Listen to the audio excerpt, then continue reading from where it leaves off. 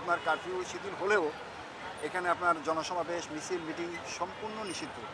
এই অবস্থায় ছাত্ররা কেন কেউই এটা করতে পারে না।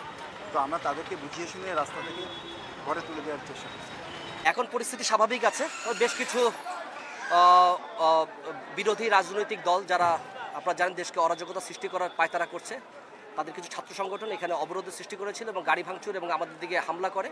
আমরা আইনগত ব্যবস্থা গ্রহণ করেছি এবং তাদেরকে মৃদু লাঠিচার্জ করে আইনগত ব্যবস্থার মাধ্যমে তাদেরকে উঠিয়ে দেওয়া হয়েছে। বর্তমান পরিস্থিতি আমাদের নিয়ন্ত্রণে আছে।